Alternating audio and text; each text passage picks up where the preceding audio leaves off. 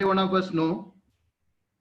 And today's program is going to be different with teacher interacting with people who have learned from Brother Bashini Madam. So the theme is given us learn, practice and grow. So I welcome all the faculty members, Dr. Preeti, Dr. Sukirti, Dr. Renuka and Dr. Ramya for this program. And I request Dr. Prachi, our medical director, to take up the program further. Thanks, everyone. Thank you, Balaji sir. And yes, we are celebrating Teachers' Day today. It is the honor and express our gratitude for their hard work and also to honor them. So we have eminent teacher and former professor Dr. Mridubhashini with us, along with her students who are equally passionate and dedicated in the field of ops and gynecology. Ma'am needs no introduction actually, and it's really my honor to go through her long, distinguished CV. She is a clinical director, Women's Center in Coimbatore. Ma'am graduated from Chennai, post graduation from Canada, and Ma'am has vast experience of teaching here in India as well as in abroad. Ma'am has many publications in scientific journals and delivered many lectures in national and international conferences. Member of ESA, ESHRE, ASRM, FOXY, and IMA.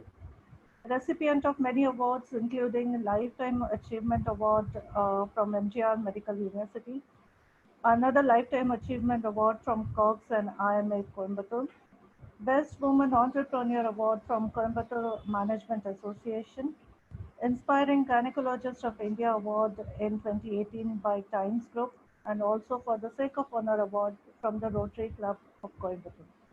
So with this, may I request and invite Ma'am to enlighten us on Learn, Practice and Grow webinar. Over to you, Ma'am, and thank you very much. Thank you. Um, Good evening, everybody out there. It's been a really exciting day for me to be with all of the 4 young people who are going to be following me. Teaching has been a part of what we do. I wouldn't say that what I do, it's what we do. And we have done it for a few decades now in the national forum, as well as the local medical university, state medical university forum. And I think 4 of my very bright students are with me today. And I think I'll introduce them one after another. But there are so many out there all over India who are leading their own departments now, their own reproductive medicine centers now, and who are doing so brilliantly that there is nothing that can be, I am more proud of in my life, having achieved this. I think each one of you is what I cherish, okay? So before I start, I just want to say a couple of words. The end product of any education is a free and a creative person. And when we end up after any kind of an education, when we think that we've learned everything and there's nothing more to learn, we stop learning. We stop learning, and that's the biggest tragedy that one can have in this profession. So I think the main thing that we have to do is to keep on learning and growing and doing the things that we ought to do. And the teaching is not just professional and academic, it's ethical and approaches to patients, and a lot of other things are involved in this profession. And really the only statement that I would like to have is a true teacher helps a student to think for themselves and grow for themselves. And I've got 4 prime examples with me today. We will have all 4 of them doing literature search and talking about 4 different topics today. And at the end of the day, we can have some discussion as well. The first speaker would be Renuka. Renuka will talk about the guidelines to optimize controlled ovarian hyperstimulation. Second speaker will be Dr. Sukirti, and she will be talking on triggering in IVF, which is the next step. And Preeti will add on a very important part of it, in that today there's mushrooming adjuvants of all kinds in the market and in the practices, and how many of them are relevant and how many of them are important, and what does the evidence say. So adjuvants in ovarian stimulation, what does the evidence say, is what Preeti Reddy is going to be talking about. And finally, Ramya, another aspect of reproductive medicine, which is hysteroscopy in reproductive medicine. Hysteroscopy, once upon a time, was called an instrument with no indication.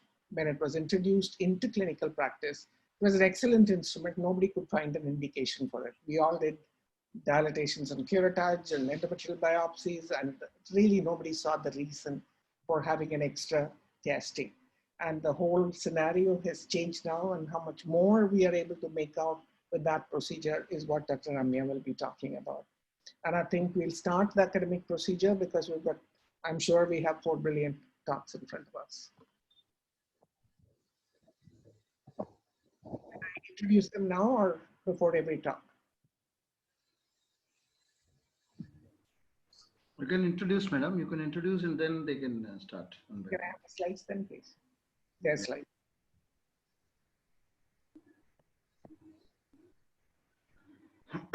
Chitrakala, madam.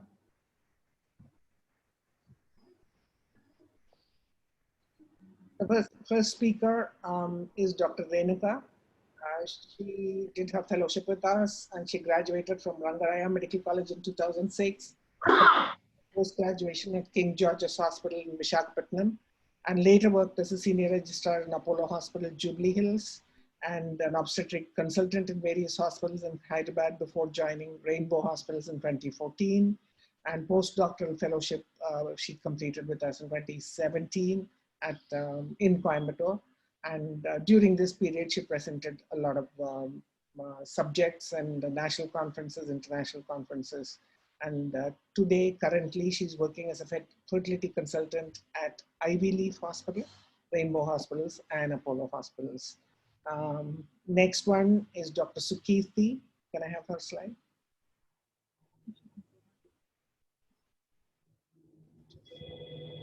Next one is Dr. Sukirti. Sukirti is a reproductive medicine consultant at Birthright by Rainbow Hospitals at Vijayawada. And she's done her MBBS and MS from NTR University. And she also did her fellowship, postgraduate fellowship in Coimbatore with us. Has presented again several papers in national, state, and international forums, and ASCOG, inclusive of ASCOG, IFS, and ACE, and state conferences as well. The third one will be Dr. Preeti Reddy. Preeti is a little special for me because she was probably the first one from Andhra and from that area to come and complete a fellowship with us. And Preeti is an IVF specialist with vast experience and training today. And she has also built up a unit from nothing to something very special today.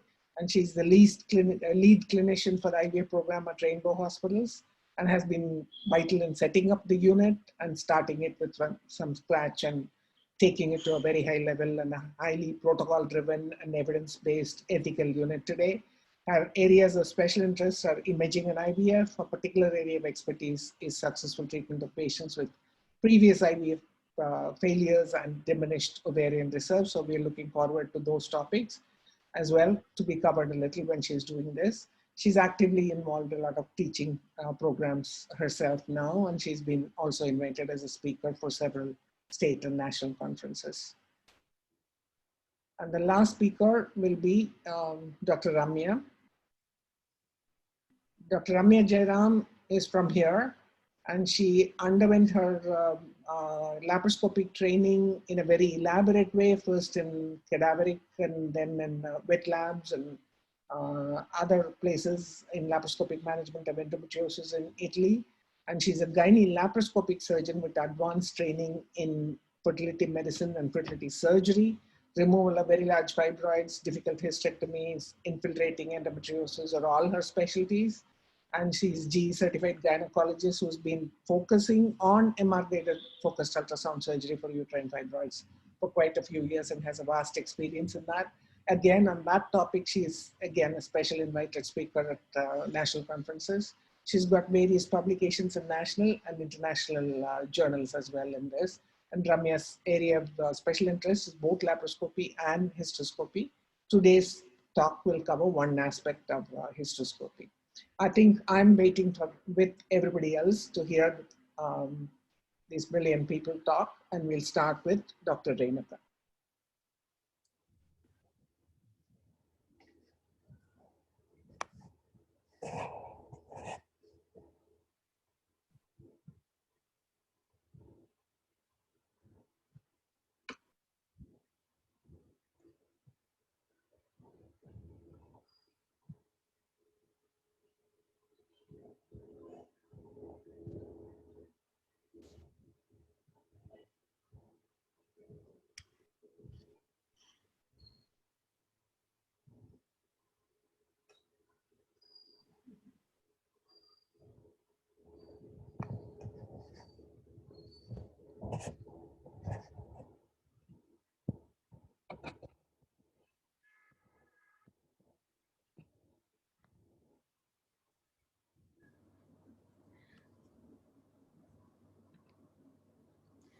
So good evening, madam, and once again, happy Teachers' Day.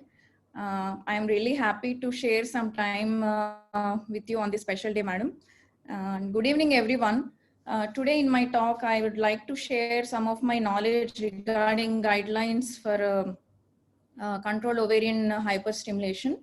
We all know that the development of IVF has brought enormous potential to the infertility treatment armamentarium. But still about 35 to 40% couples will not achieve a pregnancy. This indicates that currently we have areas of low level of knowledge on the key factors of success.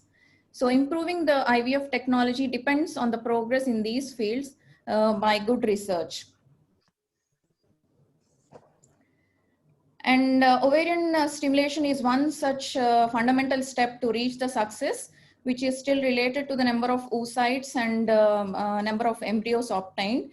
And ovarian stimulation has been continuously evolving since ART has been started since 1978. And many improvements have happened in these 4 decades in an aim to get optimal outcome and at the same time which are safer. So to have an optimal outcome in ovarian stimulation, it's important what we do before stimulation and during the stimulation and after the stimulation. And we need to understand why we should use these strategies, how safe they are and how efficient they are. So based on the lack of proper guidelines, ESHRE has initiated the development of certain guidelines focusing on all aspects of ovarian stimulation for IVF and ICSI. And these guidelines were formulated after thorough literature searches and assessments. And the critical outcomes for these guidelines were efficacy in terms of cumulative live birth rate and safety.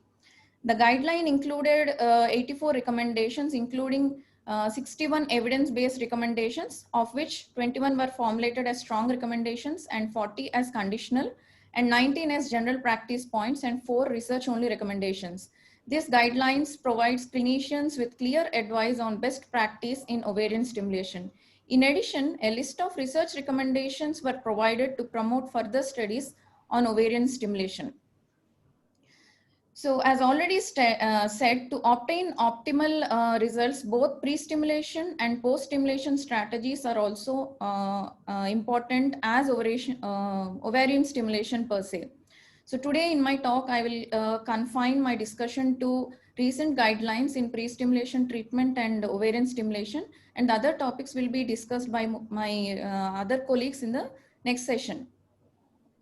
So pre-stimulation management consists of ovarian response testing, pre-treatment therapies, and baseline hormonal assessment, which helps in individualizing ovarian stimulation protocols and achieve a synchronized follicular cohort and increase ovarian response, which in turn improves oocyte number and embryos, which also in the weekends and at the same time without compromising the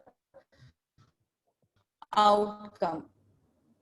So prediction of ovarian response is important to individualize the treatment and counsel the couple regarding the probable outcome. So parameters such as age, BMI, antral follicular count, anti-Mullerian hormone, FSH, inhibin B, and estrogen were extensively studied to know the accuracy in predicting both high and low response. Anti-Mullerian hormones show high accuracy in predicting both poor and high response. But estrogen, age, and BMI alone are not good predictors of ovarian response. But when combined with either antral follicular count and anti-Mullerian hormone, the predictive value is improved. And the hormonal pretreatment can be with oral contraceptive pills, estrogen, progesterone,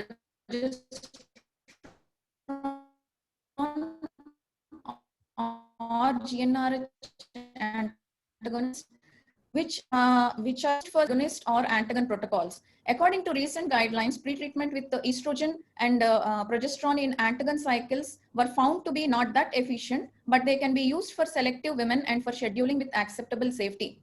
Previously, usage of oral contraceptive pills before antagon cycles was shown to reduce the lower birth rate, but recent analysis of literature shows that its detrimental effects on cycle outcome happens when used for more than 12 to 14 days.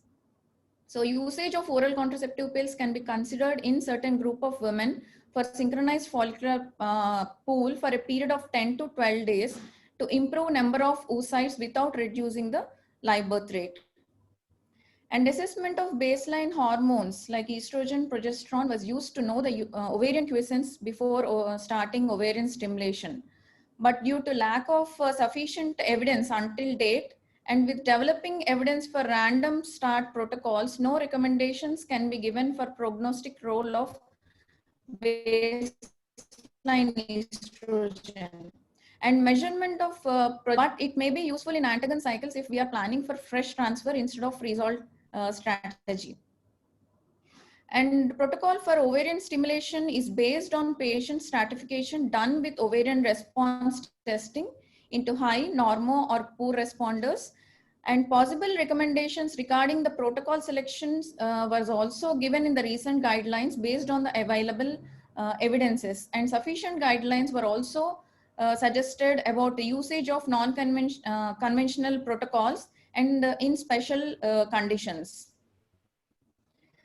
So for women with PCOS and in non-PCO women who are predicted to be high responders, antagon protocol is strongly recommended. Evidence available to strongly recommend GnRH antagonist protocol in women with regards to improved safety and efficacy, and addition of letrozole or reduction of gonadotropin dose is probably not recommended in these women. And similarly, there is no evidence of adding clomiphene for ovarian stimulation in this group of women. In a poor responder, according to the available literature, there is no statistically significant difference in the oocyte number, quality, and clinical pregnancy rate between agonist or antagonist protocols. Milder stimulations with clomiphene alone or with gonadotropins can be offered in these women based on their previous response to conventional protocols, but letrozole is probably not recommended in place of clomiphene. And modified natural cycle or natural cycle protocols are not recommended in this group. And gonadotropin dose of more than 300 units is found to be not efficient in this group of women. Until now, in conventional stimulations, ovarian stimulation was started on second or third day, that is in early follicular phase. But now we can start ovarian stimulation in early follicular phase or luteal phase, especially in women who are in urgency as for fertility preservation in oncological conditions, thus allowing us to cope up with time constraints, and in women who come from longer distances for fertility treatments, where it would be ideal to start ovarian stimulation irrespective of the stage of menstrual cycle. This is based on the follicular wave theory, which was published in 2012 by Barwald et al., which can take ovarian stimulation to completely another dimension, which states that follicles come in waves, which may be around 2 to 3 waves per cycle, meaning that we can recruit follicles even after day 2 or day 3 of cycle. And this was again made possible due to revolutionary improvement of the oocyte and embryo vitrification, as freeze-all is a must in these protocols, and with the advent of a novel mode of triggering oocyte maturation with GnRH agonist. So there are certain studies published telling us that luteal phase stimulations can actually work with which when started on day 19, 14 or 16 compared to follicular phase stimulation, and we see that we have good number of oocytes and comparable pregnancy rates which were achieved. But major problem with random cycle stimulations are, first of all, we cannot transfer in fresh cycle, and secondly, the safety, as we need more studies regarding the safety aspect of these protocols. So random stimulations are not recommended in general IVF patients, but can be utilized in special conditions. And double or dual stimulations are also non-conventional stimulations which were offered to women for fertility preservation and poor responders. A few studies have been published and still going on. Though high number of competent oocytes can be obtained in shorter time, high doses of gonadotropins were required with and many of luteal phase stimulations have been cancelled. And also in these protocols also freeze-all strategy is mandatory. And we also need further studies regarding its safety profile. So dual stimulations can be used only in poor responders, only in the context of clinical trials. So LH suppression in ovarian stimulation can be with agonist or antagon, and recently with progesterone. And we are, sorry. And we are very well aware about safety of antagon protocol, which has been proved in many research studies with similar clinical pregnancy rates. So wherever possible, antagon protocol is strongly recommended for LH suppression. And among agonist protocols, several studies showed better results with long protocol rather than short or ultra short protocols. And so long agonist protocols are preferable over the other agonist protocols. And progesterone primed ovarian stimulation is a novel method for LH suppression, which is based on the principle that progesterone can block the LH surge and therefore ovulation when given for contraception. In this, progesterone is given from second or third day along with the gonadotropins and continued until the trigger.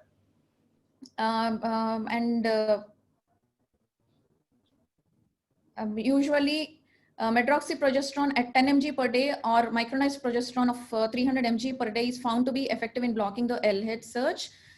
And a few studies have been published proving the efficacy of progesterone and as an alternative to the antagonist, GnRH antagonist. And it is shown to be well tolerated and is of low cost, and studies till now showed equal number and quality of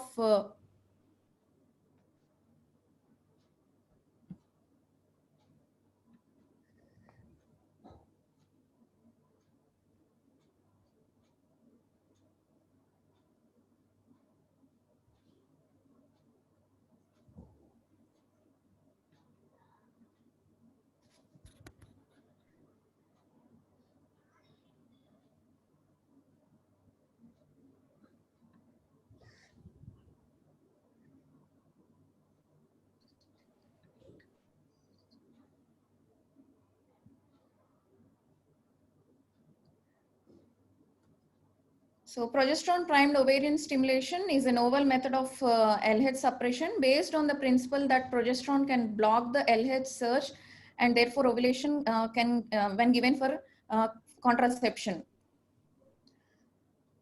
So progesterone is usually started on second or third day of stimulation along with gonadotropins, and Meprate with doses of 10 mg per day or micronized progesterone with doses of 300 milligrams per day have been proven to be effective in stopping the LH surge. And few studies have been published proving the efficacy of progesterone and as an alternative to antagon. And it is well tolerated and is of low cost, and studies till now has shown equal number and quality of oocytes. But there was a need for increased doses of gonadotropins, and freeze-all strategy was a must even in these protocols. Also, we need more studies to prove its safety. So until proven, it cannot be recommended for LH suppression on routine basis, but it can be offered in all freeze cycles. And based on the coming to the type and dosage of gonadotropins, and based on the results of meta-analysis of various FSH, HMG, all are having equal efficacy in producing good number and good quality of oocytes. And due to high cost of recombinant LH over HMG, when we have to use LH along with the FSH, the usage of HMG is as efficient as LH, and it is usually recommended. And in normal responders in cycles, long-acting FSH can be recommended as it is more patient-friendly, and there were no differences in terms of number of oocytes, clinical pregnancy rates, and incidence of ovarian hyperstimulation. And the current evidence does not support changing gonadotropin dose during ovarian stimulation in the mid stimulation, as it does not influence the pregnancy rate.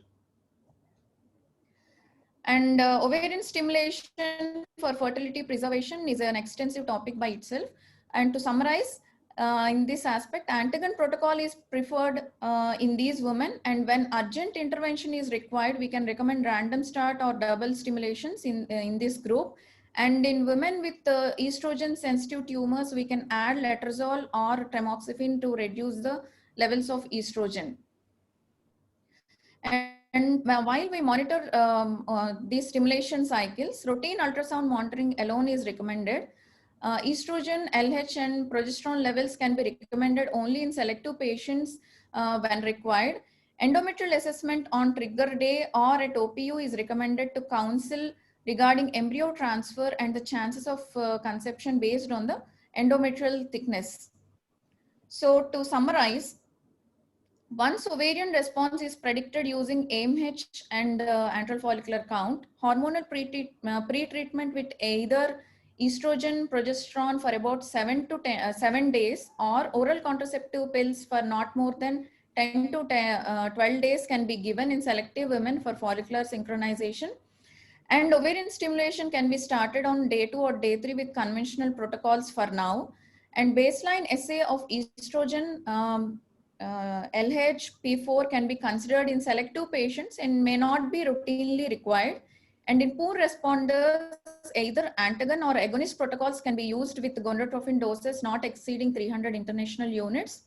In normal responders, antagon is the protocol, as a protocol is first choice, but we can also go with long protocol with doses ranging with between 150 to 225 international units. But in high responders, antagon protocol is always preferred. But in special situations where agonist protocol is to be used, gonadotropin dose should be kept low, between which will be between 100 to 125. Recombinant FSH, highly purified FSH, HMG, all are equally effective and give good results equally. And ultrasound monitoring of follicular number and size is enough. Estrogen levels can be considered in necessary women wherever required. Endometrial monitoring can be assessed on the day of trigger for counseling regarding embryo transfer. Though the efficacy seems to be same with the same as of conventional protocols and are more convenient and cost effective. Currently, random start protocols or dual stimulations or progesterone primed ovarian stimulations are to be used only in research settings until their safety is proven for further with further studies. Thank you.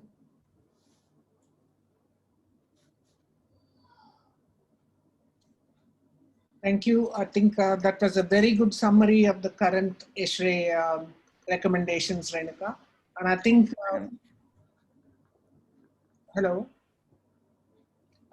That was a very good summary of the current ESHRE recommendations. And I think, as we all know, a lot of things have changed in the last decade or two. I think from almost totally long protocols, we've changed over to GnRH antagonist protocols recently. And there are a lot of other things about dosages which are different also. Once upon a time, it used to be very high dosages for poor responders and very low dosages for high responders. Maybe about 10, 15 years ago, we even used to start with 75 IU, and high responders saw dosages like 450. It is not rational any longer. As a matter of fact, there are European studies where you use the same dosage for all three categories. The result doesn't become any different from changing it. So whether it's 225, 150 was the dosage used in studies from Belgium, and all three categories, it was 150, and the ultimate results that they got was no different. So I think we'll maybe come to the common discussion, unless any one of you have any comments to make on this right now. If not, I think we'll move on to the next talk and then have the discussion at the end of it, because we need to have enough time for everybody. I think next talk will be by Dr. Sukirti, triggering. And I think it's been one of her favorite topics right from the time that she was here, I think. It will go.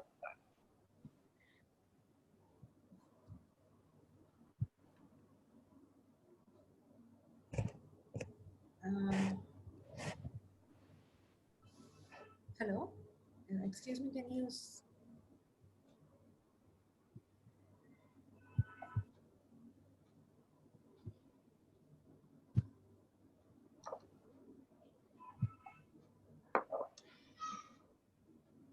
Hello, yes, we can see your screen. We can see your slides. Thank you. Okay, the screen is okay, the voice is okay speaking. Yeah, ma'am. Thank you, ma'am. Thank you for the introduction, ma'am. First of all, I want to wish you a happy Teachers' Day, ma'am. And I'm very happy to do this presentation, especially as a tribute on Teachers' Day, ma'am. So thank you very much, ma'am. And thank you, Sheel. So today my topic is going to be on trigger in IVF. So a trigger is, just a second.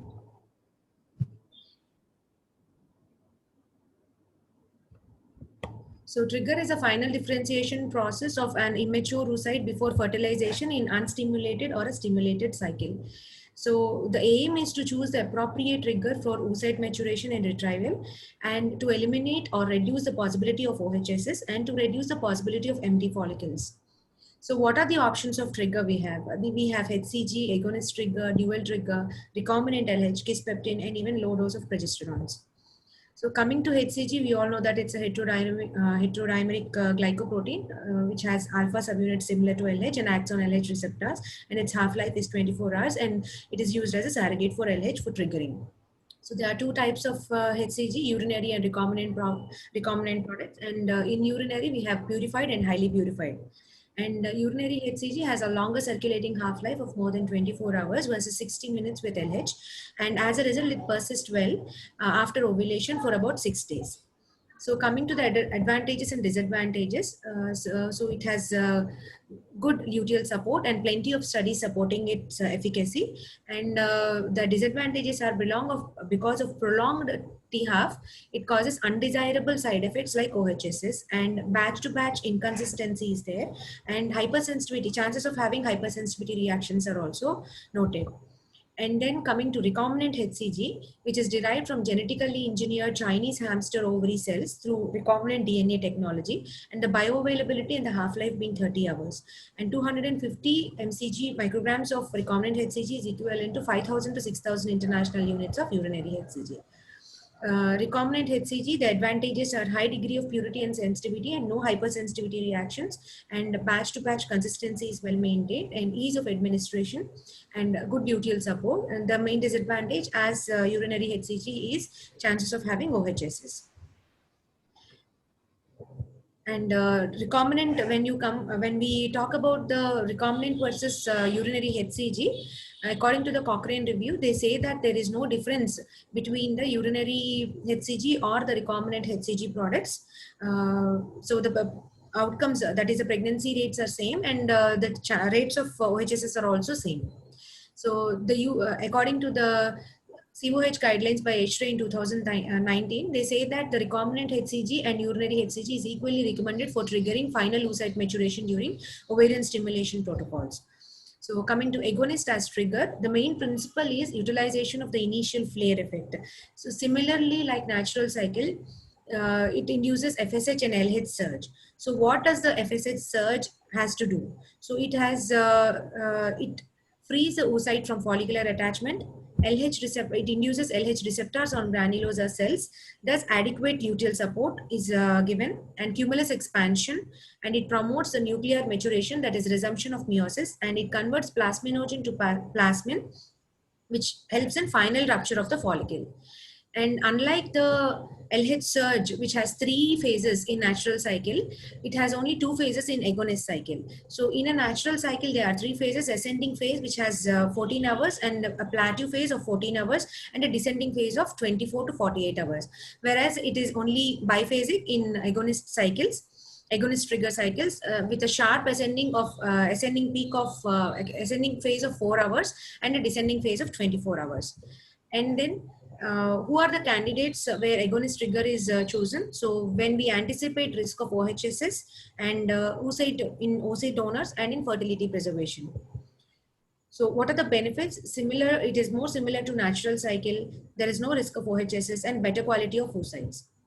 So the disadvantages of agonist trigger are trigger insufficiency sometimes and luteal insufficiency due to endogenous LH surge with a short half-life and defective corpus luteum due to decreased luteal levels of inhibin A and pro-alpha C. So according to the Cochrane review, they say that agonist trigger is more beneficial in women who we advise freeze-all and in donor oocyte program cycles and in fertility preservation. So according to the COH guidelines by ESHRE, agonist trigger is recommended for final oocyte maturation in women at high risk of OHSS, and it is also advised in freeze-all when we undergo the freeze-all strategies, and the use of agonist for final oocyte maturation with conventional luteal phase support and fresh transfer is not recommended in general IVF-XE population, and the use of agonist for final oocyte maturation for luteal phase support with LH activity and fresh transfer is probably not recommended for predicted normoresponders. So coming to dual trigger, the co-administration of GnRH agonist along with conventional HCG is what we say the dual trigger, and the targeted patients are like poor ovarian reserve patients or history of previous poor response or previous history of retrieval of empty follicles and immature oocytes and normoresponders in non-agonist cycles. So the advantages are it decreases the risk of OHSS by reducing the dose of HCG, and it is more physiological due to FSH and LH peaks. It improves the oocyte maturation by increasing the gene expression of epiregulin and ampiregulin in granulosa cells, and these epiregulin and ampiregulin are shown to mediate the LH signals and take part in cumulus expansion and oocyte maturation. It also improves the endometrial receptivity. So the main advantage of dual trigger, that is a greater oocyte maturity with agonist, might be related to LH surge and FSH surge, pre-ovulatory FSH and LH surge, or both. So effect on endometrium, it increases the pregnancy rates as a defective luteal phase due to agonist is corrected by HCG, and direct effect on endometrium. It activates the activation of urokinase by plasminogen activator needed for decidualization and trophoblast invasion, and replacing the antagon from the receptors, leading to receptor activation and activation of protein synthesis, and it has a sustained effect due to its long half-life. So these are all the evidences suggesting that dual trigger is beneficial, and it says that the maturity of the follicles is better, the pregnancy rates and the clinical pregnancy rates are good. So this is another study, and these all say that the oocyte maturation rates and the quality of the oocyte is better. So coming to the COH guidelines in 2019, the addition of agonist to HCG as a dual trigger for final oocyte maturation is probably not recommended for predicted normoresponders. So it's again controversial, but studies say that the outcome of dual trigger in normoresponders was studied in a retrospective cohort study in 2013, which was published in Fertility Sterility by Ming et al. It was a cohort study of 376 normoresponders, where the dual trigger was studied versus the HCG with the HCG trigger. So the dual trigger group statistically had higher implantation rates, clinical pregnancy rates, and live birth rates. And coming to the choice of the trigger, it is based upon the type of the stimulation protocol, nature of the response elicited, presence of OHSS indicators, and patient's characteristics such as BMI. So based upon the protocol, if a GnRH antigen protocol is used, an agonist trigger which can be used, which prevents the possibility of OHSS in high responders, and HCG trigger or a dual trigger can also be used. In an agonist protocol, which may be a short agonist protocol or a long or an ultra-long protocol, HCG trigger alone is to be given. And based upon the ovarian response, that is the number of the follicles in the estradiol values, the ovarian response is divided into high, average, and poor response. And based upon the response also, the type of the trigger is being used. And other factors that has to be considered are high number of small follicles, that is less than 8 millimeter, and also other indicators like very large ovaries with and free fluid in the POD, and very high BMI or very less BMI also. So coming to the timing of the trigger, minimum of 8 days of stimulation is required before trigger is given, and trigger timing criteria as per norms based on lead follicle size in antagon cycle is more than 17 millimeter, and in agonist cycle the lead follicle size is between 18 to 20 millimeter. But according to the COH guidelines, the size of the follicle as the criteria for the trigger is not to be taken. The decision on the timing of the trigger is a multifactorial aspect, where the size of the growing follicular cohort, the hormonal data, and the day of the trigger, the duration of the stimulation, experience of the previous cycle has to be taken into account. So most often the final oocyte maturation is triggered at the size of several of the leading follicles between 16 to 22 millimeter. So coming to the dosage, in antagon protocol, in a high responder, if an agonist trigger is used, if the BMI is less than 30, a leupride 2 milligrams or decapeptyl 0.2 milligrams can be used.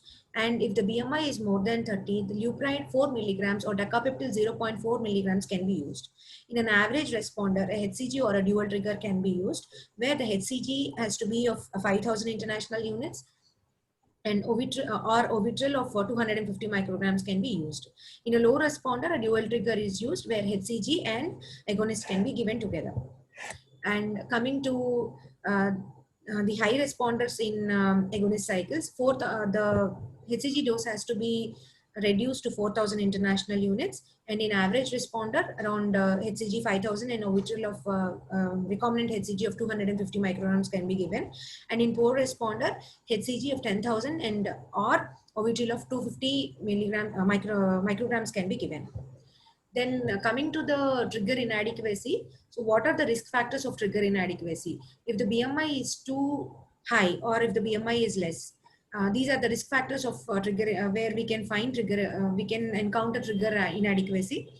And when the baseline LH level is less than 1 milli international units per ml, and when we encounter low LH on the day of the trigger, that is less than 0.5, high doses of gonadotrophins are used, and long agonist and short agonist protocols, and long-term use of OC pills prior to stimulation, clinical evidence of hypothalamic downregulation or dysfunction, and history of empty follicular syndrome in previous cycle, and suspicion of incorrect injection or incorrect drug administration, or on the day of OPU, if the initial follicles did not yield oocytes. So for trigger inadequacy, we check the LH and P4 levels when an agonist trigger is given after 12 hours. So if the LH is more than 15 and P4 is progesterone is more than 3 nanograms per ml, we say that the trigger is adequate.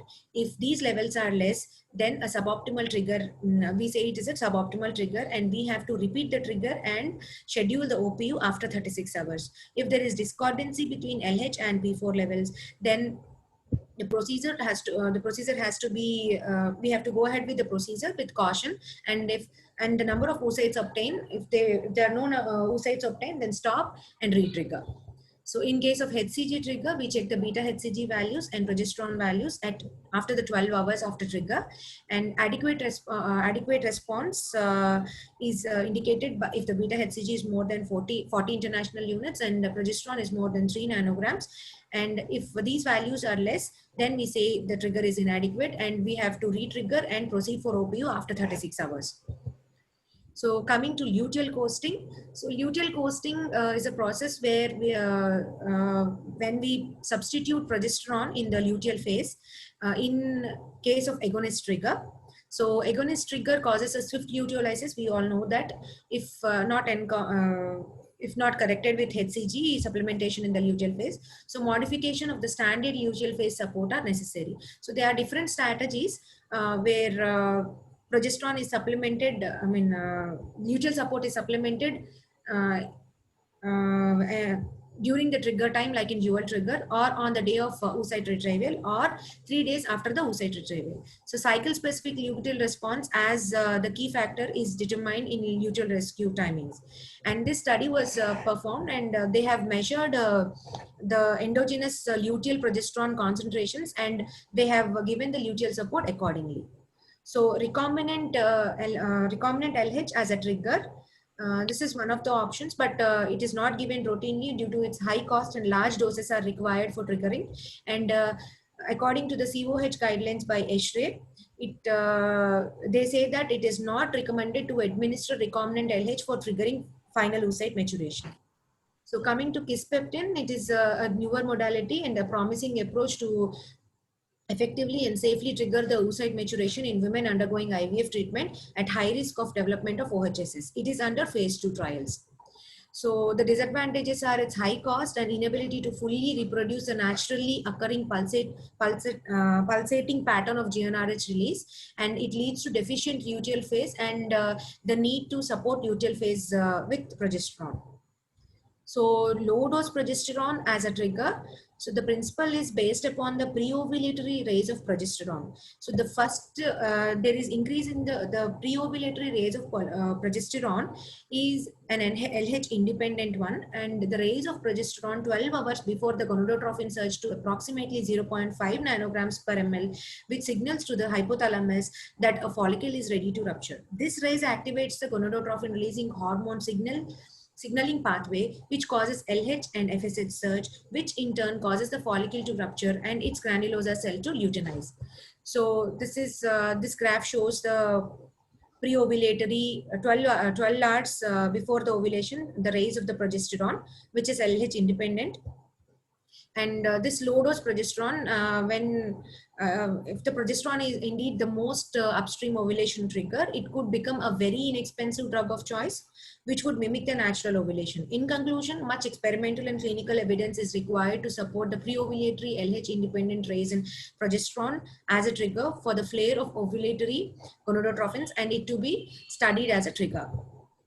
So this is the study supporting that the progesterone, premature progesterone, pre-ovulatory progesterone raise is can be used as a trigger, but further studies are required. So the take-home message is proper selection of trigger prevents complications like OHSS and empty follicular syndrome, along with good oocyte yield. And use of agonist trigger is an effective method for prevention of OHSS in anticipated cases. And agonist trigger leads to luteal phase defect, so no fresh transfer unless luteal support is provided. And dual trigger shows to increase the number of mature oocytes, fertilization rates, and live birth rates, and preferred in poor responders. And recombinant LH is not used as a routine triggering agent. And newer modalities like kisspeptin and progesterones are still to be still under research. Thank you. Thank you.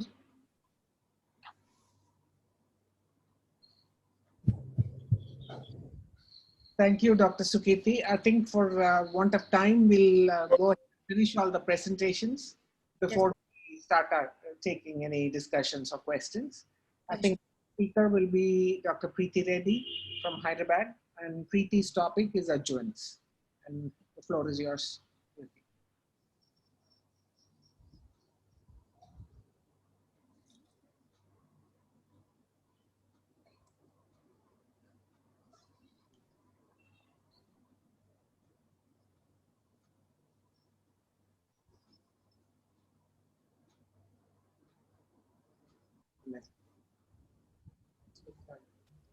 Just a minute, I'm just trying to share the screen with my presentation.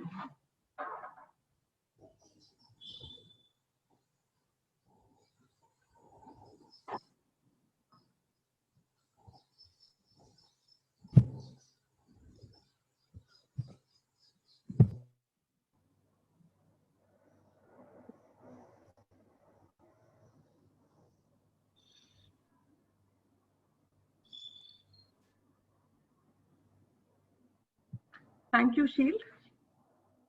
So I start off with Guru Brahma, Guru Vishnu, Guru Devo Maheshwaram, Guru Sakshat Parabrahma, Tasmai Shri Guruve Namaha.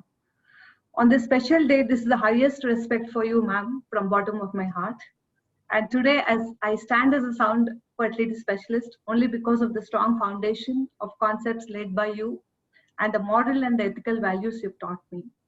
You're a role model for many students like me. You're a great teacher for excellence, mentor, and have been a greatest support for me even today, madam. I'm ever grateful to you, and thank you for everything, ma'am. So my topic for today is adjuvants in ovarian stimulation. What does evidence say? Adjuvants and add-ons have become the mainstay of pre-treatments in ART. And we as fertility specialists have a very low threshold for prescribing these adjuvants because we are of the opinion that it doesn't cause any harm. And in case if it benefits, it is in the best interest of the patient. And in this process, we tend to overprescribe, but without actually realizing how much help they do to the patients. And thanks to the pharma industry that they have a big platter of these adjuvants before us. So with this question of, is addition of adjuvants in ovarian stimulation meaningful? Let's go forward. So the first drug I speak to you about is about metformin. This has been a very traditional drug which has been used for PCOS. As we all know, 65 to 70% of women with PCOS have got insulin resistance and secondary hyperinsulinemia.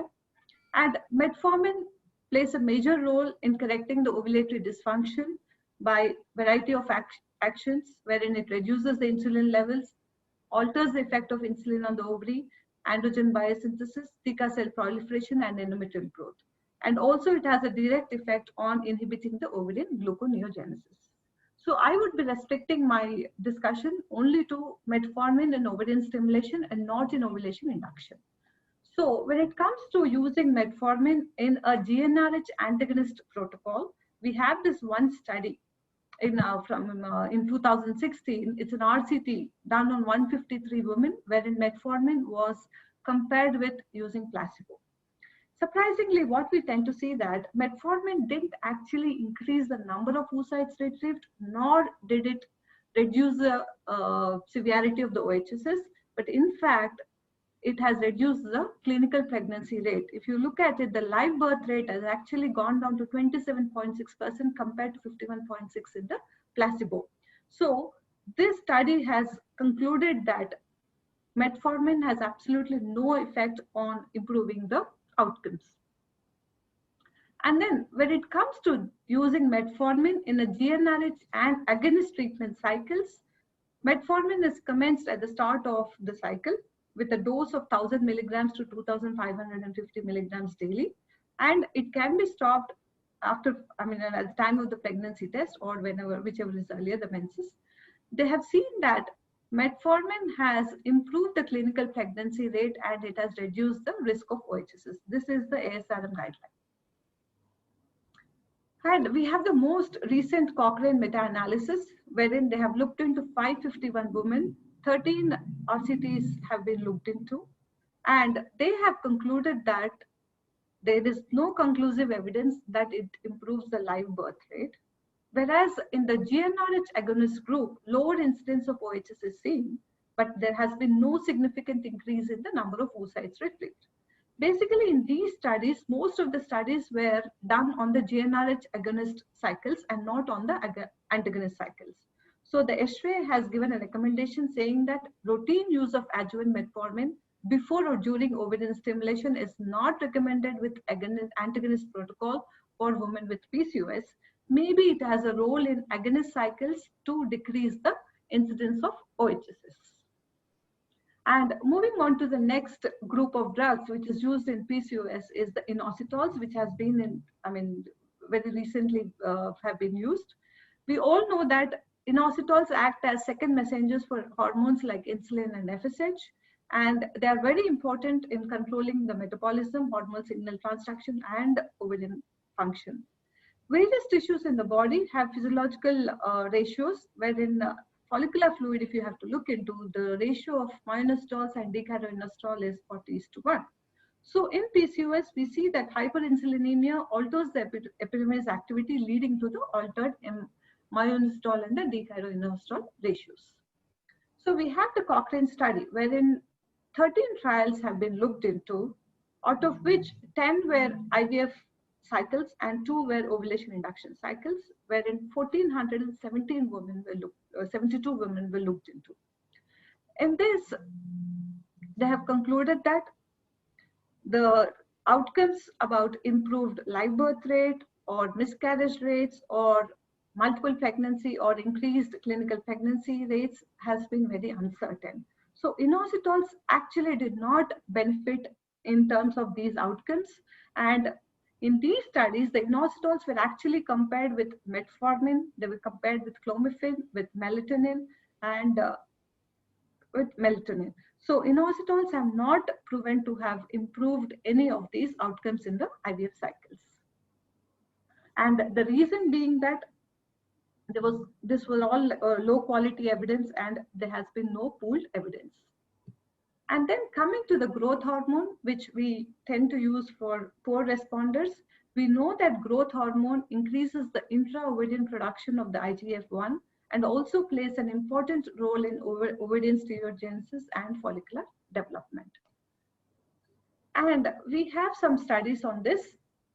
When growth hormone was used on normal responders in a dose of 4 to 24 units from the start of the stimulation every day, and there have been other studies also wherein growth hormone has been used in dosages of 4 to 24 units in alternate days.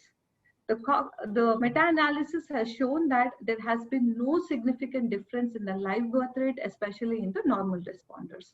But when it came to the poor responders, wherein there have been 9 RCTs which have been looked into, it concluded that adding growth hormone in poor responders definitely improved the live birth rate, and more number of oocytes were retrieved and there were mature oocytes retrieved.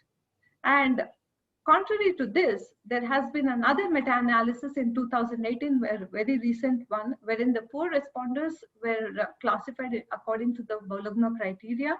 In this study, there has been no significant difference in the ongoing pregnancy rate or the number of oocytes retrieved. So there has been some conflicting results in these studies. And there was another study in March 2016 in Ferdsted, wherein it said that there has been no difference in the live birth rate when growth hormone was added into these antagonist protocol cycles. So the ESHRE recommendations with the use of growth hormone is probably not recommended for poor responders, because though there have been some studies which have said that it improves the live birth rate, but in view of the limited quality of the evidence and definition of poor response was very heterogeneous and the growth hormone dosing schemes were very heterogeneous. So recommendation is that growth hormone is not recommended. And then moving on to the next group of drugs, which are the androgens. So we know the mechanism of action wherein it increases the responsiveness of the FSH receptors, it increases the IGF-1 growth factor, increase in preantral and antral follicles, and provides substrate for E2 biosynthesis, and it suppresses apoptosis. And DHEA is one of the favorite drugs for poor responders, and DHEA is given in the dosages of 75 milligrams per day for at least about 6 to 12 weeks. And there has been 2 RCTs which have been looked into in normal responders and 10 RCTs which have been looked into poor responders. So when sensitive analysis was performed, it was seen that when it comes to poor responders, DHEA treatment was associated with improved live birth rate and ongoing pregnancy rate only in poor responders, but in normal responders, there has been no difference. And to support this, there has been another study in 2016 which said that adding DHEA as a pre-treatment improved the clinical pregnancy rate from up to 32% versus 15.7 in the standard treatment protocols. But conflicting this, there has been another study following that which said that there has been no significant difference in the live birth rate in poor responders. So the ESHRE recommendation for DHEA says that the use of DHEA before or during ovarian stimulation is probably not recommended for poor responders. Again, the reason for this being that the evidence is inconsistent. And in these studies, what was seen that there has been a varied duration of the treatments. And it is important that large RCTs have to be conducted before we come to any particular conclusion. And coming to testosterone. Testosterone again can be given in the form of gel or patches in a dosages of 10 to 12.5 milligrams per day from at least about 15 to 21 days prior to the stimulation. And if it is given in the patches, it is about 2.5 milligrams per day, at least about 15 to 21 days. And the Cochrane meta-analysis, they had looked into 4 RCTs in which one RCT was had looked into giving pre-treatments of 2 weeks, 3 weeks, and 4 weeks. So they have compared the duration also with the outcomes.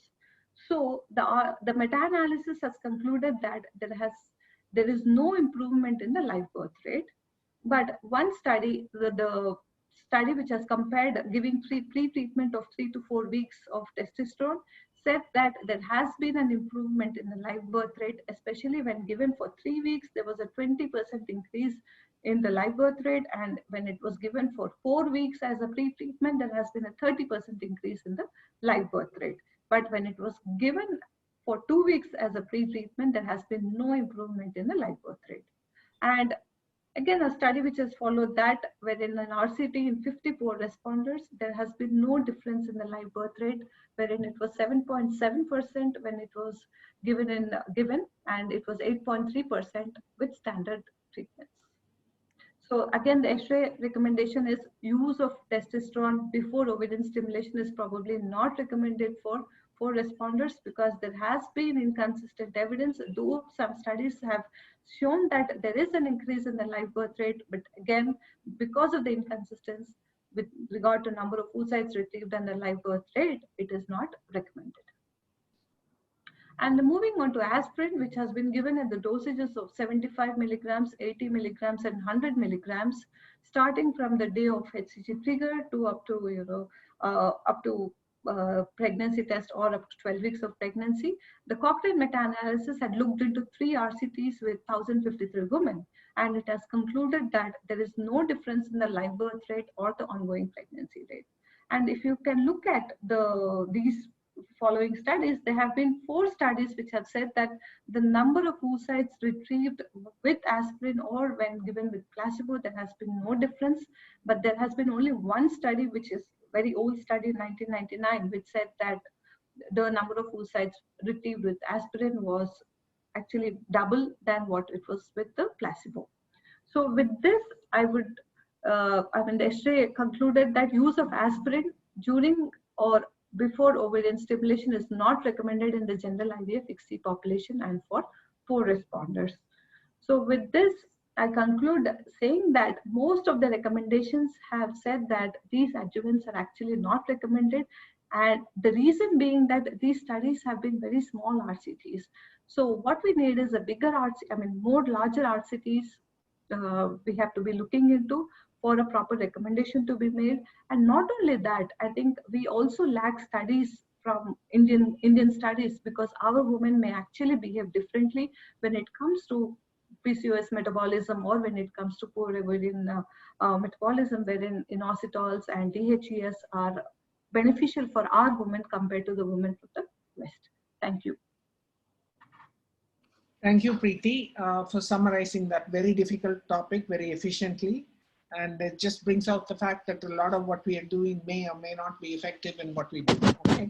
So anyway, your summary and the conclusion were quite appropriate. I think we do not know about the Indian population because we do not have studies in there. We'll move on to Dr. Ramya's presentation, which is the last one. That's on endometrium.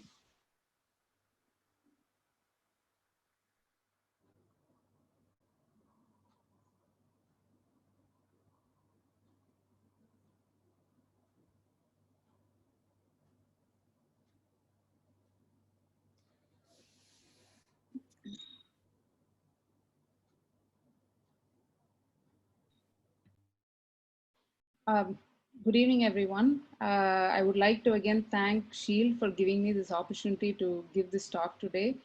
I think when I started off, I was primarily a surgeon at heart. But again, working under Madam, and that piqued my interest in reproductive medicine. And today I would like to say that I'm a reproductive surgeon, where I'm able to take the knowledge that I have gained in reproductive medicine, and also the knowledge that I've gained in gynec surgery, and bring it both together in such a way that I can manage our patients effectively and look at things with a different perspective. And with that, I would like to start my talk, where I'm going to talk about how hysteroscopy can be used as a tool for re-looking a lot of things about the endometrium that we may or may not know about, or we may have even forgotten about.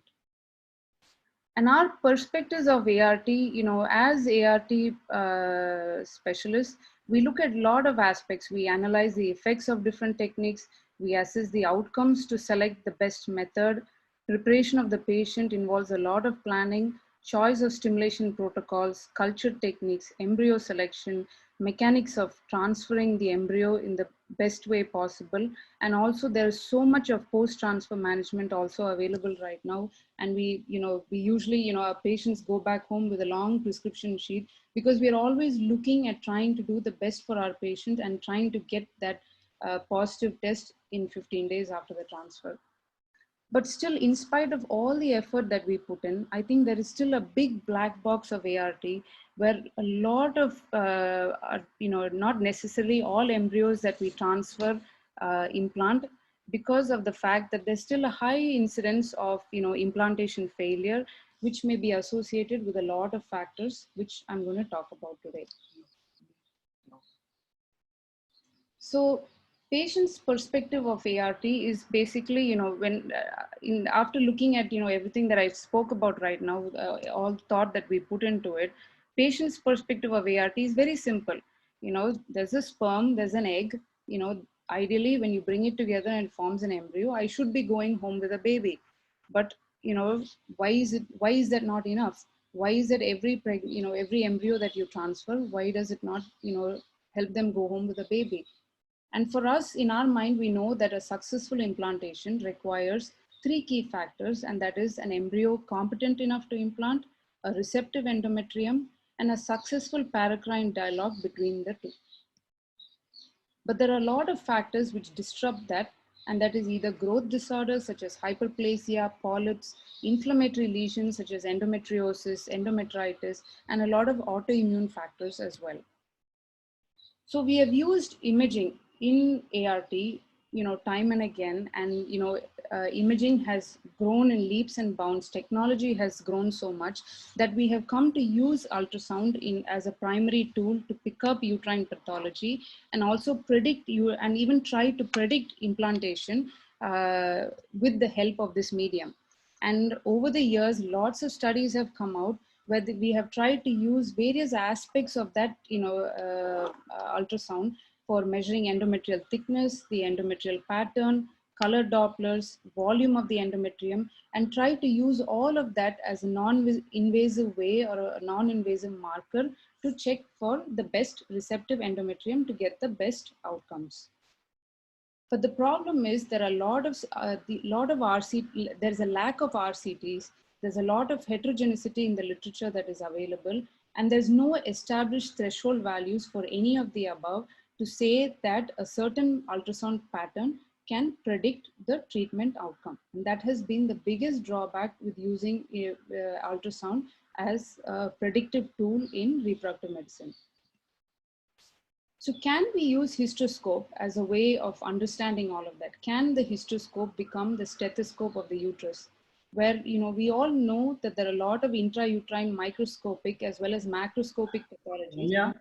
Yes? Doctor, sorry to interrupt. Please share the screen, madam. How do you share it?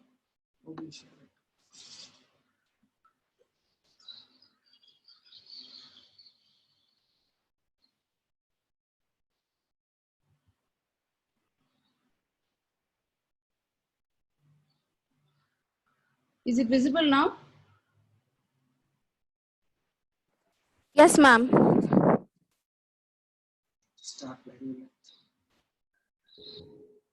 Yeah, so these are the slides basically that I went through before, talking about our perspectives and the black box of ART, which is basically implantation failures. And this is, how our patients perceive ART, and we understand what a successful implantation means and what the disrupting factors are. And how, I talked about how ultrasound, we try to use an ultrasound to as a predictive tool. And these are the drawbacks to it. So like I talked about, can we use a hysteroscope as a stethoscope of the uterus, where we can try to pick up intrauterine microscopic and macroscopic pathology, which is detrimental to fertility. And we have used, molecular testing as a way of evaluating microscopic pathologies, which are not very obvious, by way of doing a pipple biopsy.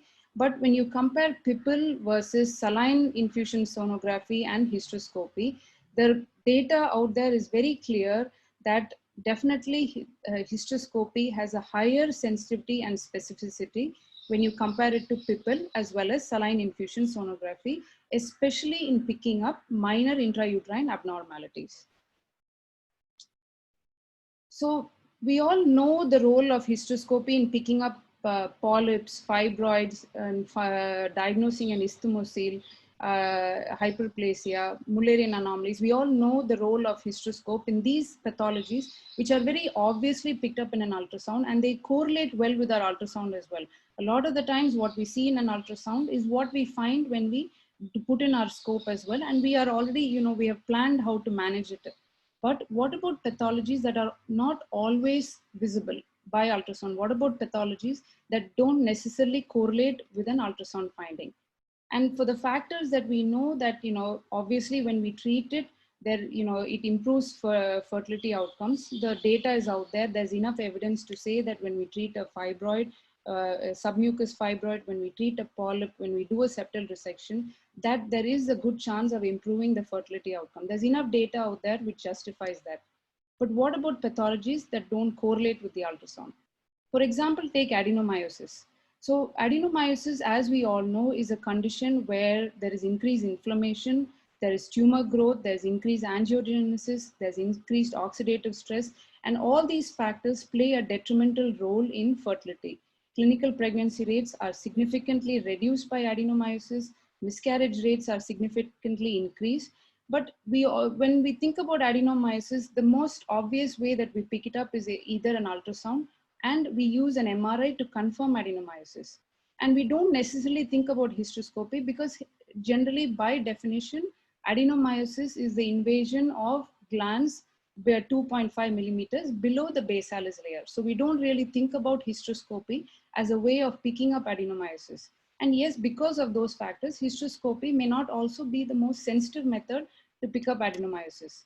But when you put in a scope and you find, especially for somebody who has a normal shape uterus, a normal size uterus, and they have history of prolonged infertility or recurrent implantation failures, when you put in a scope and you find this, when you find this hyperemic endometrium, when you find obvious gland openings showing up, and also, this is another very important finding that we may look at sometimes, but we don't necessarily know that it is associated with adenomyosis, is these dark chocolate brown or blue spots that we incidentally pick up. But now, when we look at it, we definitely do need to think about adenomyosis.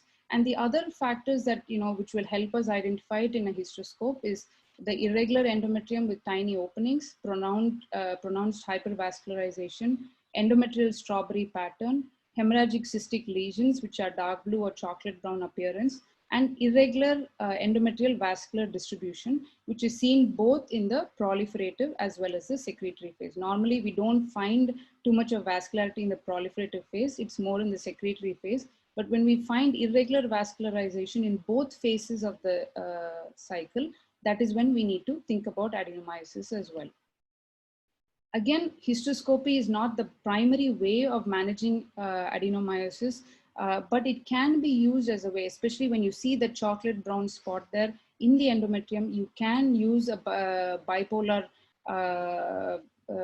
instrument to just cauterize it, and it is indicated in cases of superficial adenomyotic nodules or for diffuse superficial adenomyosis. But when you have an ultrasound or a hysteroscopy finding where you have adenomyotic tissue which is coming into, which is abutting into the endometrial cavity, a lot of the times we hear surgeons, we hear clinicians talking about taking a resectoscope and resecting that layer of endometrium which is abutting into the cavity in a way of treating adenomyosis. But the problem is that in adenomyosis, you do not know where the basalis layer ends, and you don't know where the adenomyotic tissue starts or the myometrium starts. It is all diffuse. It is where, the margins are not there anymore. And when you do a resection like that, there is a very high chance that you are going to resect that basalis layer of the endometrium as well, and that layer is not going to come back. So when you do that sort of a resection, you are causing permanent damage, you're causing fibrosis, and you may actually be doing more harm than good. So think about hysteroscopic management only for cauterizing these sort of superficial spots and diffuse adenomyosis, and not as a hysteroscopy as a way of resecting or treating adenomyosis. What about the next aspect? That is another aspect which is not very commonly picked up in an ultrasound. Can hysteroscope help us out in that area? So when we talk about endometritis, we need to talk about, first of all, what is normal in the uterus. They say that, right now we have more bacteria in our body than cells, and in the human body, there's a good mix of aerobic as well as anaerobic bacteria. Anaerobic bacteria is what is more dominant. And in the uterus, normally in the right pH, bacteria, virus, yeast are all normal flora in the endometrium. And uterine microbiota is very different from the vaginal flora. And the immune system is able to differentiate between what is normal and abnormal and not react to every bacteria that is present there. But when there is an alteration in the microbiome, infection and inflammation is set off, because normally under normal conditions, there's no inflammatory response. But when there is a downregulation of the good lactobacillus and there is dysbiosis that happens, abnormal microbiome start coming in, and it provokes an abnormal inflammation and an immune response. And this will all have an adverse effect on the entire reproductive process. There's a whole array of bacteria which is normally found there, and this is again found in the healthy uterus. But all of these have a potential for growing to a point of causing disease if the balance is not there. And that is when factors such as acute and chronic endometritis come in. Acute endometritis is something which, shows up easily. It is usually, when asymptomatic, it can present with fever, pelvic pain, vaginal discharge. The common organisms associated with that are chlamydia, gonococcus, and basically it is associated with neutrophilic invasion and microabscess formation. And it generally responds well with, antibiotics such as cefixime or azithromycin, and it normally doesn't cause any long-term fertility issues unless possibly it has already affected the endometrium or the tubes. But our bigger problem is chronic endometritis, which is, sometimes can show up with minimal or no clinical signs at all. And usually it can be bacterial most of the time, and sometimes it can be granulomatous tuberculosis endometritis. And the common infective agents are Enterococcus faecalis, Gardnerella, Mycoplasma, and sexually transmitted pathogens such as ureaplasma. And what is the main pathophysiology is that, again, like I mentioned before, there's a decrease in the lactobacillus and there's altered microbiomes. And when this microbiome enters into the cavity, it sort of forms a protective film around itself so that, it reduces it as a strategy against the host immune mechanism. And does this fact, is it that endometritis always exists alone? Is it possible that endometritis as an inflammatory condition can possibly trigger off other inflammatory conditions as well, such as endometriosis? And this was a small study that I found where they analyzed 71 patients, the uterus of 71 patients, where, they identified whether they had a history of endometriosis. And they found that 52% of women with endometriosis had chronic endometritis as well, compared to the non-endometriosis group. And chronic endometritis was also found in, as early as stage 1 endometriosis, and the incidence was higher with stage 2 and stage 3. So possibly one inflammatory factor such as chronic endometritis can be contributing to transform the normal utopic endometrium into, and also setting off another inflammatory pathology such as endometriosis. And this endometritis can have a detrimental role in reproduction because there's a high incidence of unexplained infertility, recurrent implantation failure, recurrent pregnancy losses, again, and reduces the live birth rate. And there's a growing evidence which correlates the two. Again, like I mentioned before, chronic endometritis is not always very easily picked up in an ultrasound. But some features that if you find you should think about endometritis is if there is hematometra, that even if there is a thin film of fluid collecting in the cavity, an endometrium with hypergenic spots, intracavitary synechiae, or an endometrium that is asynchronous with the phase of the cycle that you are doing the scan in. So, a lot of the times in the secretory phase, if you find a very thin endometrium, or we find that there's a thin endometrium with a little bit of fluid in the cavity, our mind does need to think about endometritis. And there are a lot of challenges in diagnosis, not only about the fact that, it doesn't necessarily get picked up in an ultrasound, but again, in diagnosing endometritis itself, there are a lot of challenges, but a few modalities have been helpful. There are studies which say that, endometrial biopsies is a definitive diagnostic modality. You need to have immunohistochemistry and you stain for CD138. You also have to talk to your pathologist and ask them to look for plasma cells in the stroma. You can do a culturing.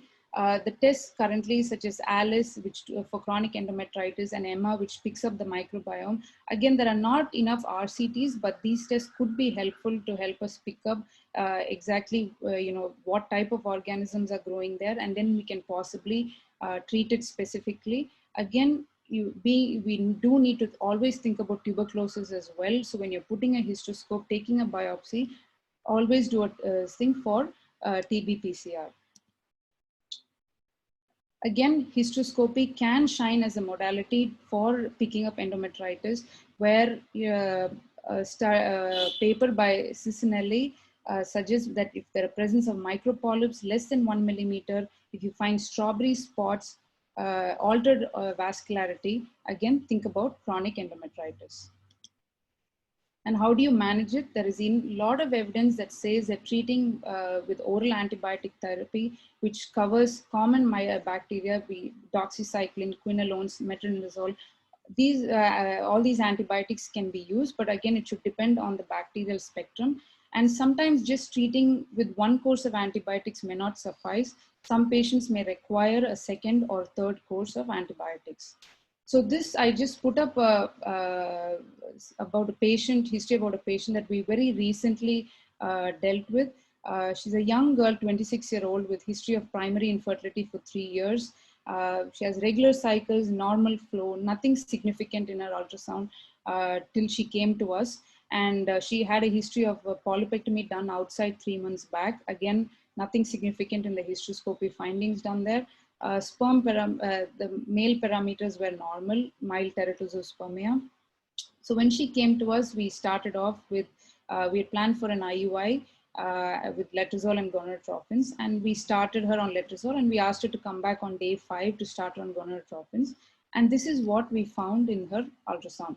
So we found that, there was, and this is not a sonohystogram. This was, we had put a direct, we had a transvaginal scan, and we found that there was splaying of the cavity at the fundus. And she did not complain of any spotting. She had no significant symptoms other than the fact that when she came in and we did the scan, that we found that fluid. We aspirated that fluid and sent it for culture. We asked the husband to do a urine culture as well, and both came up positive. Both her aspirate culture and his urine routine culture as well came up for E. coli and Enterococcus. We treated her with doxycycline, for both of them with doxycycline for 14 days. Again, the subsequent cycle when she came back, when we again did a scan, we found again there was fluid. And since we had already put her on 2 courses of antibiotics, we suggested a diagnostic histolab to see whether there's any other pathology we were missing out. And this is what her hysteroscopic findings were. As you can see, we found these very typical strawberry patches in the endometrium. This was on the posterior surface. And on the lateral wall, we found these hyperemic patches. And we could see very obviously see the gland openings. And when we put a laparoscope, this is what we found. We found mild endometriosis where she had endometriotic spots on the ovaries. She had mild endometriotic spots in both the uterosacrals and on the posterior surface of the uterus. And when we did a chromoperturbation, both her tubes were blocked. So this is something where, again, when we did a biopsy for her and we sent it for histopathology, the pathologist did pick up plasma cells and confirmed that it was chronic endometritis. So this, I put it up for, you know, the interest of everyone watching. My next pathology that, again, we need to, you know, don't necessarily always pick up in an ultrasound, but we do need to think about is Asherman's. The risk of, you know, especially the risk of Asherman's is higher with the previous surgical modalities such as a curettage, and scarring results in the formation of fibrous bridges between the opposing faces of the uterine cavity. A lot of them conceive spontaneously, but there is high incidence of first trimester abortions and miscarriages. Again, this is a scan image of a patient that had come to us with secondary infertility. She's had 2 previous miscarriages. And when we put in the hysteroscope, this is what we found. You know, this is not something that we picked up in, you know, it didn't show up in a saline sonohistogram as well. But when we put in a hysteroscope, we found these sort of dense adhesions in the fundus and we resected it. And this is how the cavity was at the end of it. So this is where hysteroscope shines, you know, things that we do not necessarily pick up in an ultrasound, we very beautifully pick up. And the current thing is, if you see it, you should be able to treat it. Again, the same factors that cause adhesions also is one of the may cause tubal occlusion as well.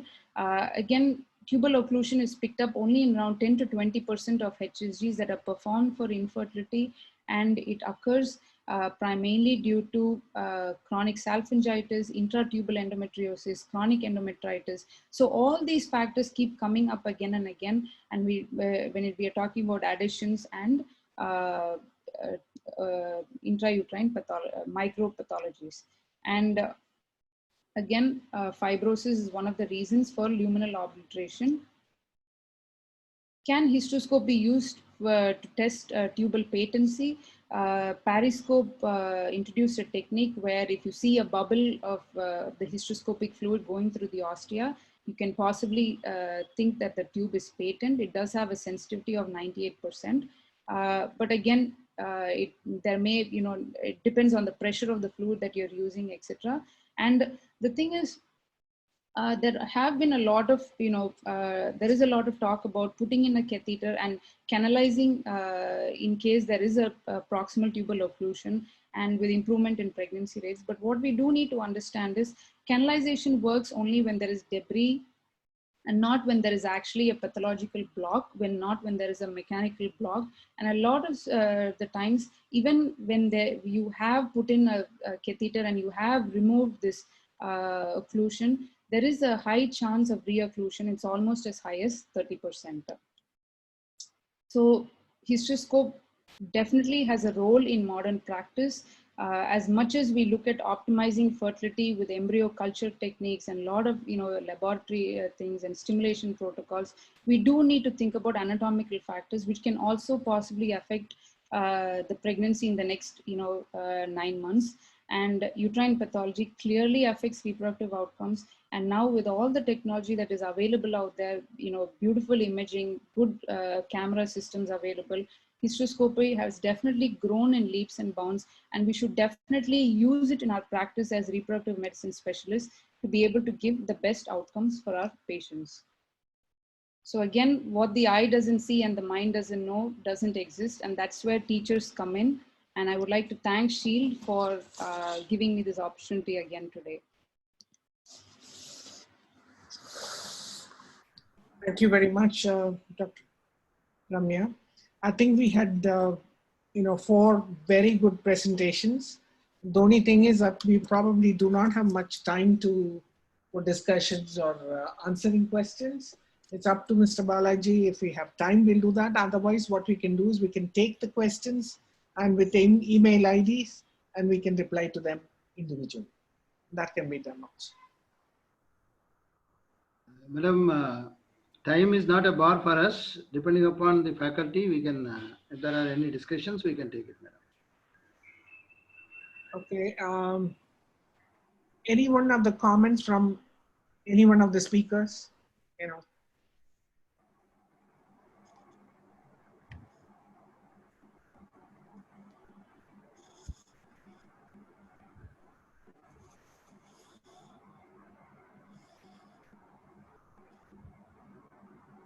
Comments or one or another of the talks?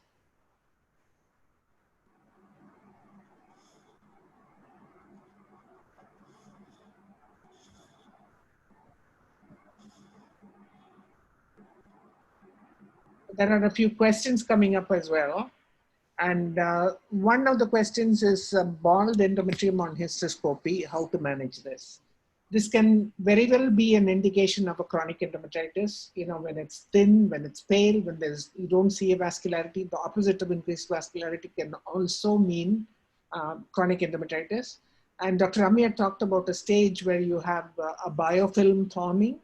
And when the biofilm is forming and the inflammatory component is less and the biofilm is more prominent, it can look like a thin and avascular pale endometrium. I think definitely it needs to be investigated as well with your biopsies and further cultures. You have to look for tuberculosis and rule out tuberculosis. And if you have access for immunohistochemistry, ruling out chronic endometritis becomes easier as well, looking for Syndican special stains for plasma cells. Ordinary HPE may not show chronic endometritis. It needs special testing for it and awareness of it. And you need, a lot of the time you find these immunohistochemistry in laboratories that provide oncology services. In a lot of the second tier and above cities, there are oncology services which do immunohistochemistry routinely, and they can provide you with means of doing a plasma cell evaluation of the endometrium. So culture, EMA and ALICE exist as possibilities, but only thing is it's far more expensive.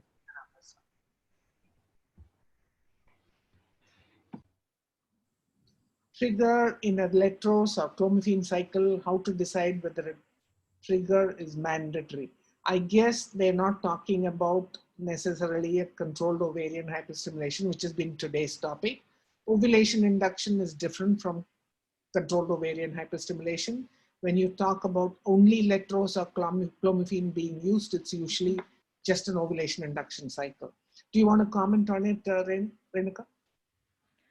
So when it's only ovulation induction with the oral ovulogens, with the letrozole or clomiphene, I don't prefer to trigger. I let it ovulate by itself, and if the oocyte is healthy, it gets ovulated by itself. So okay. I think pretty well all 4 of us, or 5 of us, including me, will agree on that. With an ordinary ovulation induction, adding HCG for an ovulation trigger for a letrozole cycle or a clomiphene cycle really does not add anything to you. It may actually mess it up if your timing is not right. So, only for timing of a procedure, sometimes it may be better. That again, when you add gonadotropins, your results go up rather than using oral ovulation only for IUI. Diffuse polypoidal endometrium with calcification in hysteroscopy. Polypoidal, do you want to comment on it? Polypoidal endometrium is pretty well the same thing. Yeah, so polypoidal endometrium, again, you need to think about factors such as hyperplasia. So again, a very thick endometrium also is detrimental as much as a thin endometrium is detrimental. But generally, if it is thick, it is polypoidal. The first thing that we think about is hyperplasia. Micropolyps is what shows up in endometritis, not obvious polyps, but if you're asking about endometritis, then micropolyps is what we use to identify it. Again, calcifications, you don't necessarily pick up calcifications in a hysteroscope. But again, by doing a biopsy, you should be able to, very specific biopsies, from the lesion, you should be able to send it for histopathology and identify it. Okay, the next question is pulling up. If pulling up oocytes is thought of, then luteal phase stimulation after oocyte pickup, when to start, and if corpus luteum is present, how to go about. Who was presenting that? I think it was I have presented it. When you want to do luteal phase stimulation, that is, I think you're talking about dual stimulation. In dual stimulation, we use antagon trigger. After 4 or 5 days of giving antagon trigger, usually the corpus luteum will start lysing. So after luteolysis, we can start the second stimulation in luteal phase, maybe 4 to 5 days after a pickup.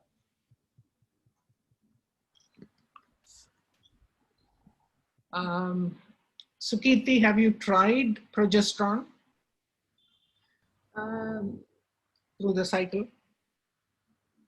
I mean, progesterone, Cycles. Have you tried? I didn't exactly understand. I mean, it's in the luteal phase or in the... Not in the luteal phase. Progesterone primed cycles. Oh, PPOS, okay. The data is not yet completely given, ma'am. Yes, we can do with progesterone also. Probably progesterone prime cycles also we can do, ma'am. But it sounds interesting, and it sounds like a less expensive alternative, but I don't think any of us have done enough with it for us to comment on it. Does Preeti want to comment on it? No, madam, I have not tried. But again, I feel that the control over the cycle is lost because we actually don't know how much of LH suppression it would do just by giving progesterone. So I think we'll have to wait for the... I think the last word is not said yet, so we don't have to all jump into there. But it Actually, madam, in one study, it has shown that there is a small increase in the congenital malformation. So until the safety has been proven, the guideline says that we have to withhold the procedure. But in emergency situations for fertility preservation and all, where we want to keep the hormone levels low, and all, we can use these protocols. I think right at the moment, the final word is not said. I think we can leave it at that. the safety has to be completely established so that we can try it. Any other questions?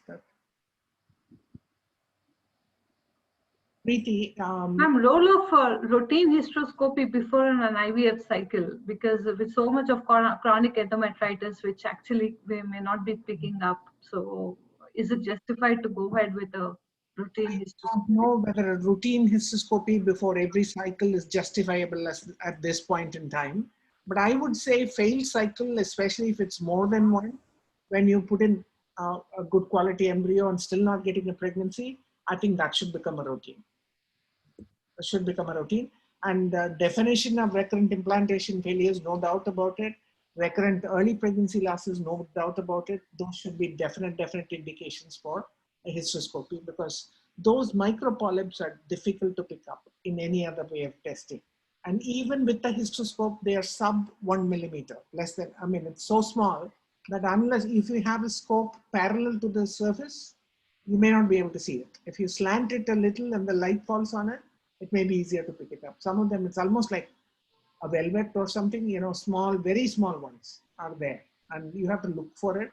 A lot of these indications of chronic endometritis, you really have to be sensitive to it and looking for it.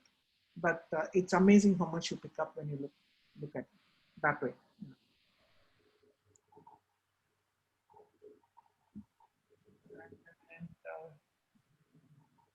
And, in a HRT cycle, FET is planned. After triple line, the endometrium is developed. Triple line endometrium is developed, and also vascularity is whatever. Might have adding ecosprin and sildenafil Also, the vascularity is not achieved, whether I should go ahead and transfer or cancel the cycle, Preeti. No, there's no role of adding ecosprin or sildenafil. I mean, the recommendation is absolutely no. And endometrial vascularity, again, I think it is very subjective. So we are not going ahead with whether I do a transfer or I don't do a transfer just based on the vascularity scoring alone. Do you do a vascularity scoring routinely for every ET? No, ma'am. We don't do it. No. No. Most ART units do not do it, okay, and that is not taken into consideration. You don't have to check for your vascularity or transferring the embryo. If you've got a good triple line, you go ahead and transfer it. You don't check a volume for every transfer. You don't check a vascularity for every transfer either. Is that what everybody agrees? Yes.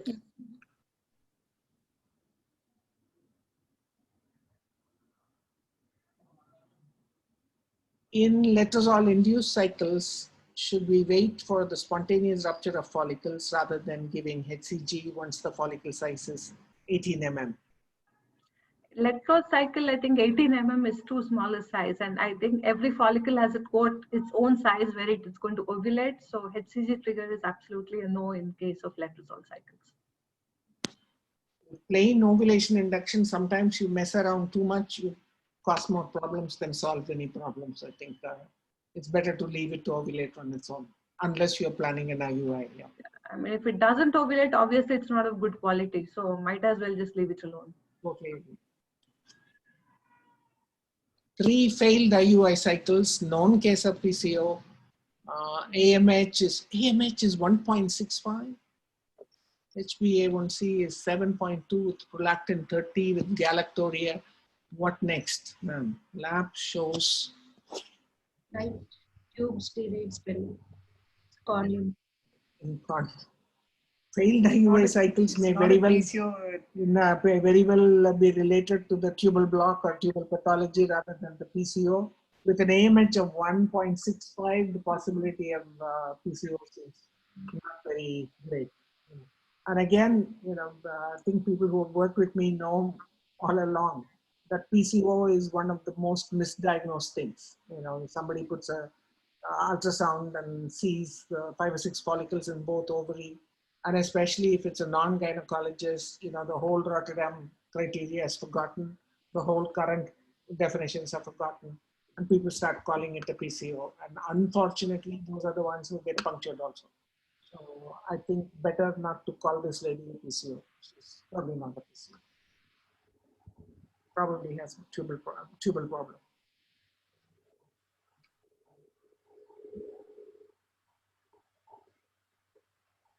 At the end of the day, Preeti, would you use any of the adjuvants or none? Yes, I do use these adjuvants, metformin, absolutely, because it has been well proven that it improves the ovulatory dysfunction. And inositols, yes, but not completely into inositols, maybe a combination of inositols and metformin. And when it comes to poor responders, DHEA, at least a course of 12 weeks before as a pre-treatment. And growth hormone, yes, only for young poor responders. Any other comments on that?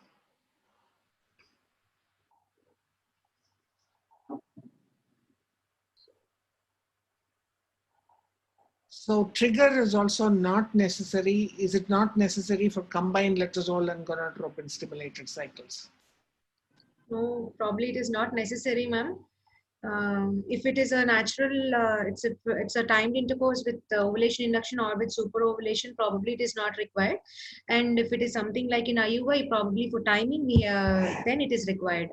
Does everybody agree on that? But what if we have about 3 follicles or so? I think when you start using gonadotropin, you may need to use trigger as well.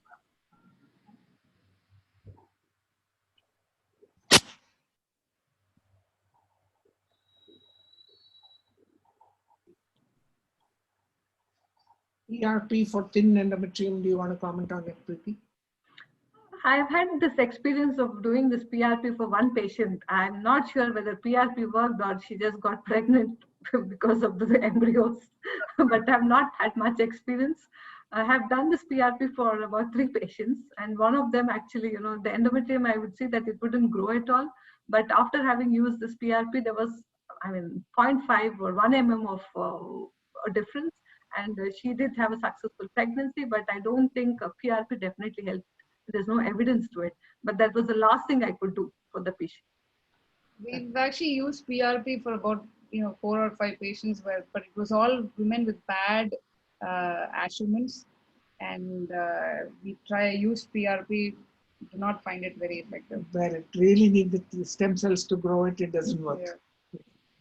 And I think there are a lot of other fertility specialists recommending PRP in the ovary as well. Yeah. For poor ovarian.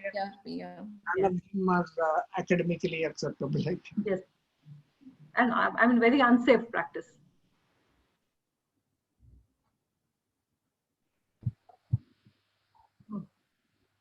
If a follicle crosses 30 mm, then ma'am, is trigger not needed with a triple layer endometrium in a letrozole cycle? I think in extreme of situations, we have seen even follicles ovulate at 27, 28 mm also, up to 30. But beyond 30, I doubt if the follicle is of good quality. Something not right with Or ovulation. something not right.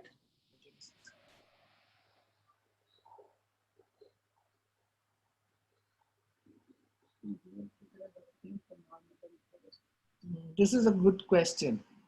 Your take on using dual trigger as a routine for normal and poor responders? Poor responders.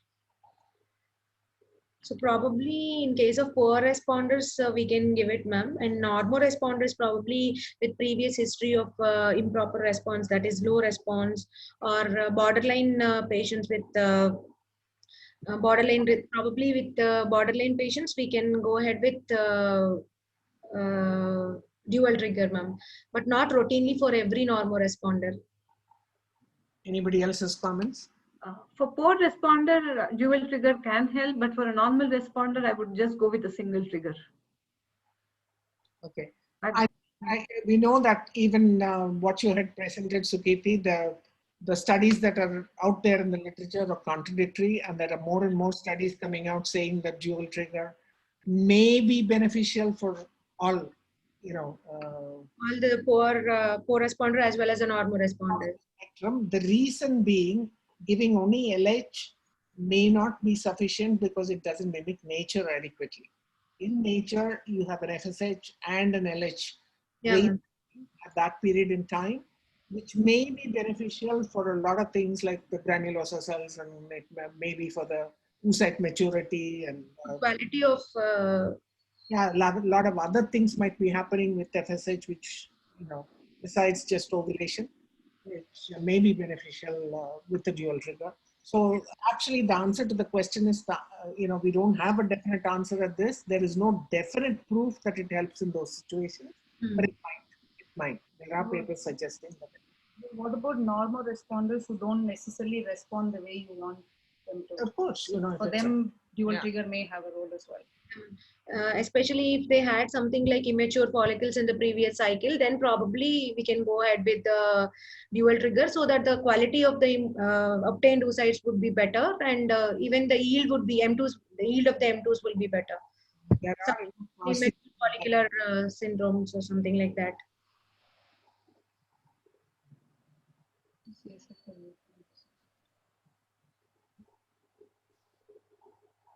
G-CSF treatment for uterine receptivity. What is your take on it? Again, there are very small studies out there talking about injecting G-CSF prior to embryo transfer, 2-3 days prior to embryo transfers to improve implantation. Very small studies to be able to say that we can use it routinely. So again, G-CSF also not only for receptivity, but also for thin endometrium they're suggesting, but again, not enough data.